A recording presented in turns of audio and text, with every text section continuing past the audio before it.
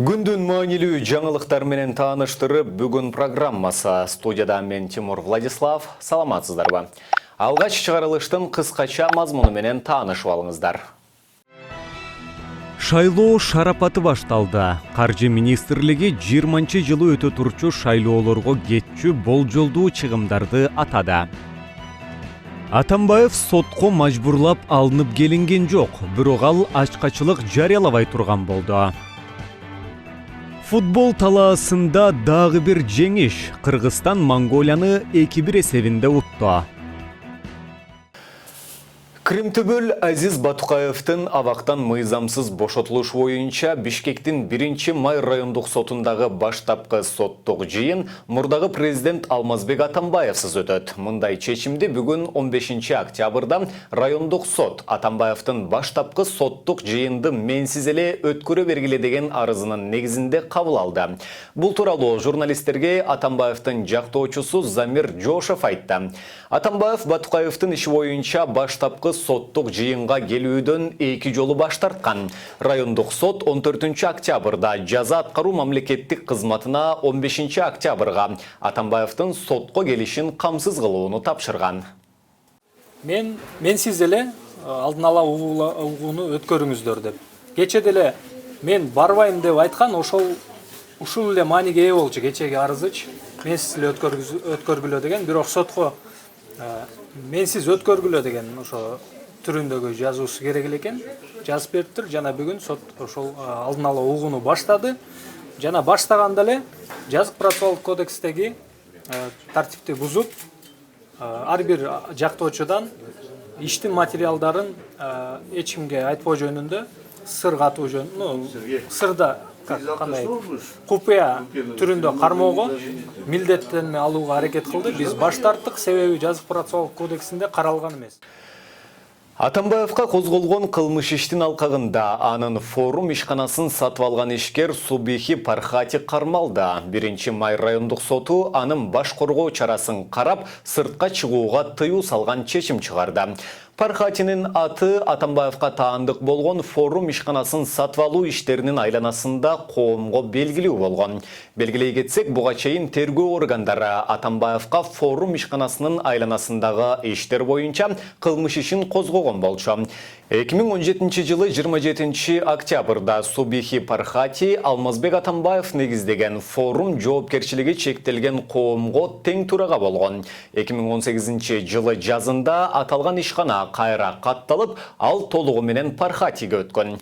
Мурдагы президенттин кол тийбестигин алуу боюнча түзүлгөн депутаттык комиссия учурунда Атамбаев Пархатиге форумду 54 миллион сомго саткандыгы аныкталгандыгын маалымдаган. Субихи Пархати Хуасин инвестициялык компаниясы менен Азия профессионал жоопкерчилиги чектелген коомдорун негиздеген. Каржы министрлигинин ачык бюджет порталындагы маалымат боюнча компаниялар иштебейт. Президенттин аппаратынын мурунку жетекчиси жана Атамбаевдин жакын санаалашы Фарид Ниязов 7-8 августтагы Койташ окуясын иликтөө боюнча түзүлгөн мамлекеттик комиссиянын мүчөлөрүнө ачык кат жолдоду. Ал берилген суроолоруна алынган жооптор иликтөөнүн объективдүүлүгүнөн көз каранды деп эсептейт. Ал комиссия мүчөлөрүнө бир канча суроо узатып, жооп берүүнү сунуштады.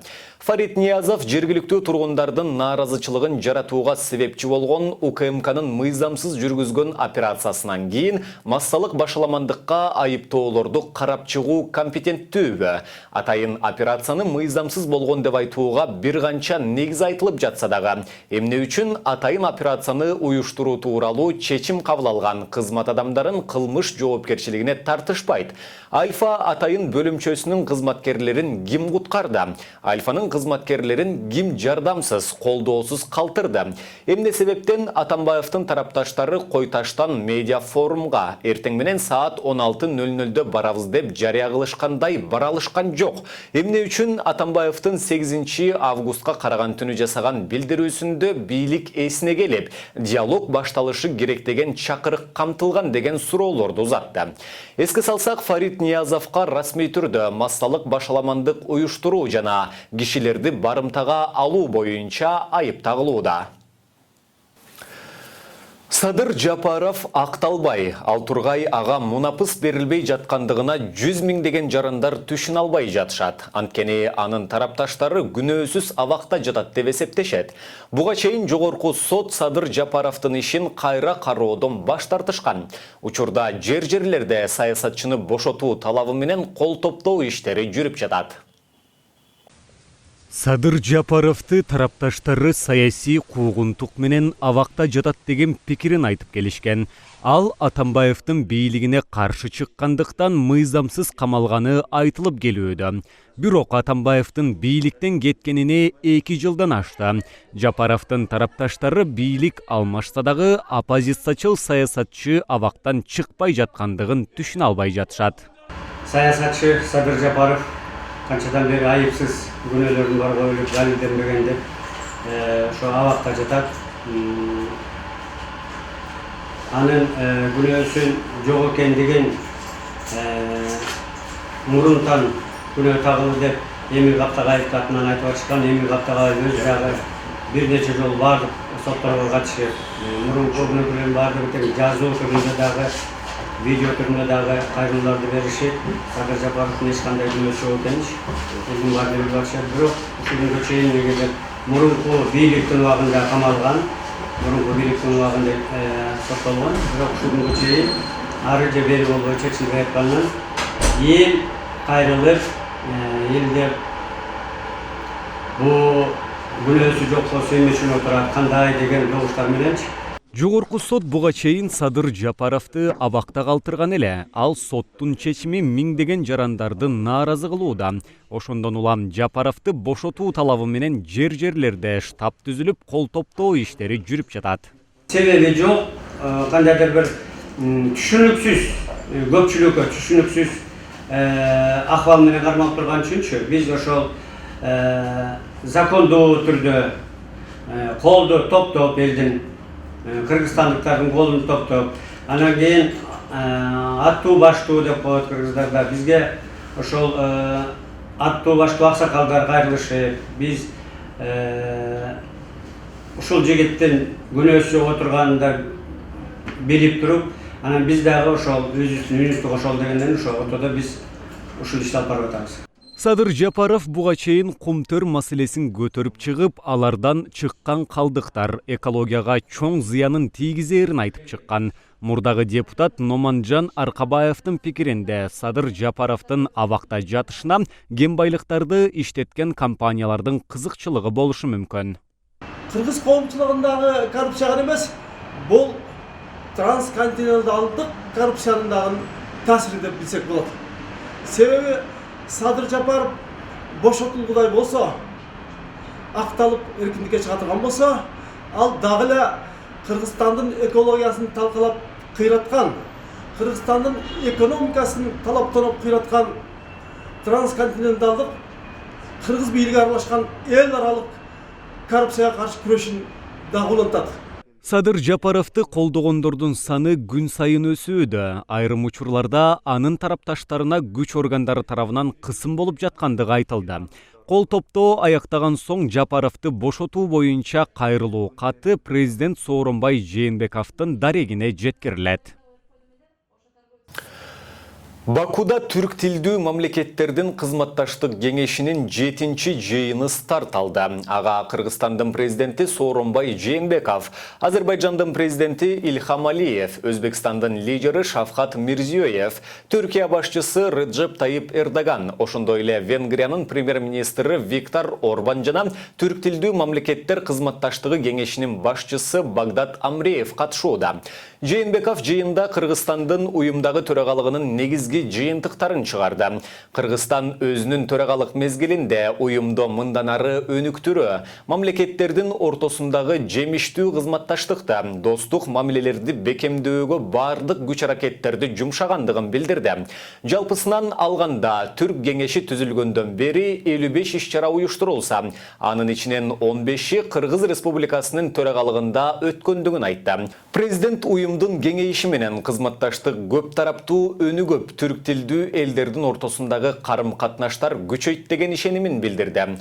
Кыргызстандын төрагалыгынын алкагында Түрк инвестициялык интеграциялык фондунун концепциясы бекитилип, билим берүү жана транспорт тармактарында кызматташуу күчөгөнүн, үстүбүздөгү жылдын июль айында Стамбул шаарында Түрк биргелешкен соода өнөр жай палатасынын кеңсеси ачылгандыгын кошумчалады.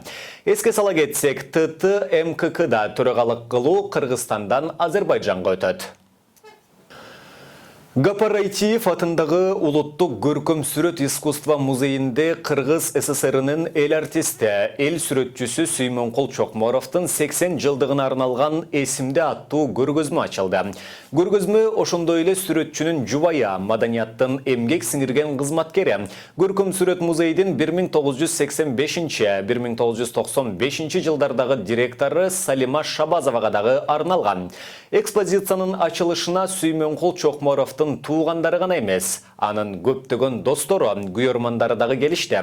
Коноктор арасында режиссер Болот Шамшиев, Геннадий Базаров, жазуучу Марбайджиев, Бексултан Жакиев, саясатчылар Өмүрбек Текебаев, Темир Сариев жана башка маданият, бизнес тармагынын өкүлдөрү болушту. Чокморовду биздин муунаны көбүнесе актер катары билет элек. Чындыгында бул көп кырдуу адам болгон. Спортсмен, сүрөтчү, актер, анан эң негизгиси эң жакшы адам болгон.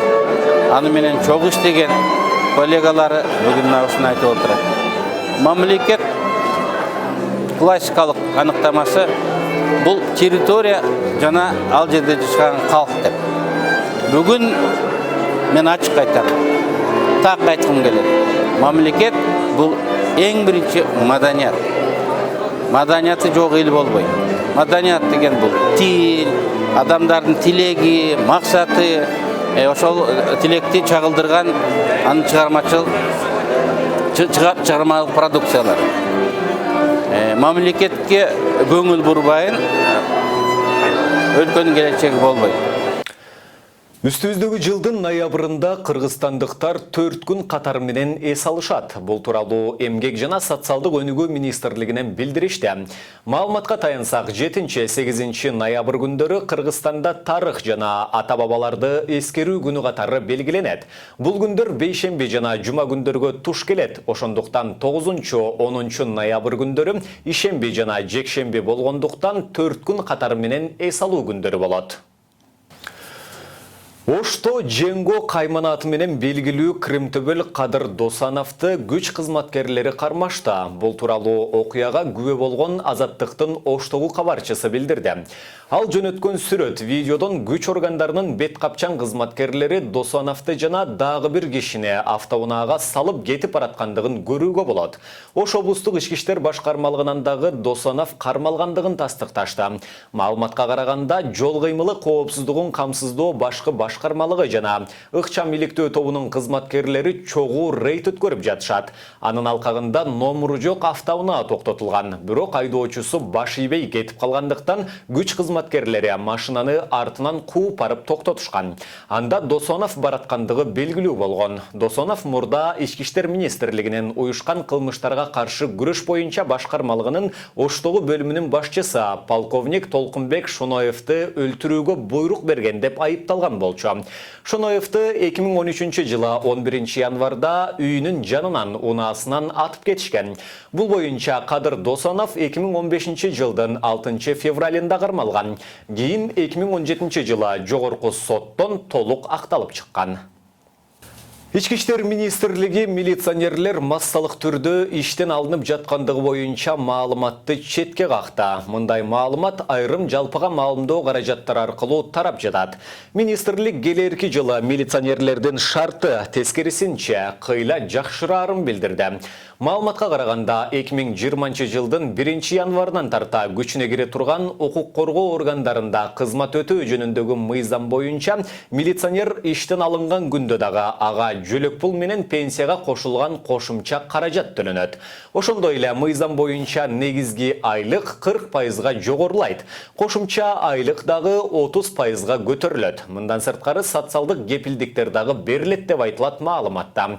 Министрлик мыйзам күчүнө кириши менен иштеп жаткан кызматкерлердин гана эмес, пенсияга чыккан ардагерлердин дагы шарты жакшыраарын белгиледи. Түркия Кыргызстандык кыз келиндерди депортациялады. Бул тууралуу Азаттык сайты түрк басылмаларына шилтеме берип жазды. Анда 14 октябрда Түркиянын Артвин аймагында полиция кызматкерлери атайын операция жүргүзүп, 10 өзбекстандык, 7 кыргызстандык жана 7 орусиялык кыз келиндерди кармашканы. Жалпысынан 33 чет өлкөлүк жаран Түркиядан депортациялангандыгы жазылган.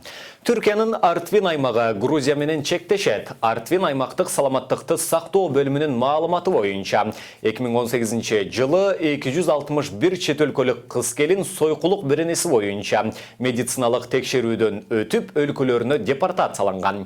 Расмий маалымат боюнча Түркияда учурда 1 миллиондон ашык чет өлкөлүк жашайт. 2018 жылы Түркияда 30 миңден ашык кыргызстандык жаран катталган.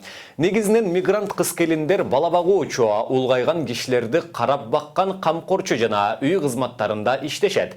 Алардын басымдуу бөлүгү Стамбул, Анкара, Анталия сыяктуу ири шаарларда жашайт.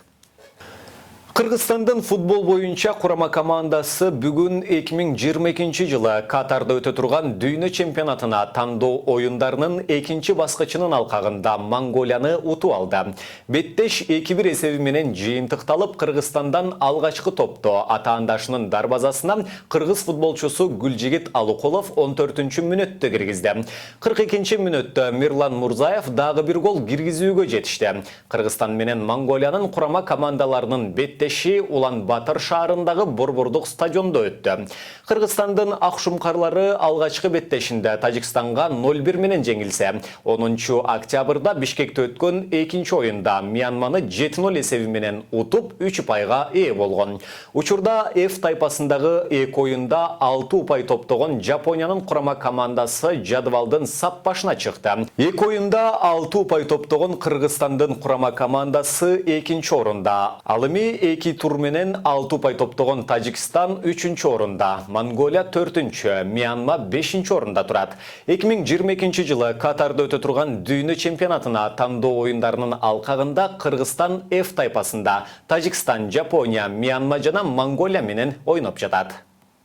Мына ушуну менен бүгүнкү чыгарылышыбыз соңуна чыгат. Кайрадан эфир аркылуу амандашканча сак саламатта туруңуздар.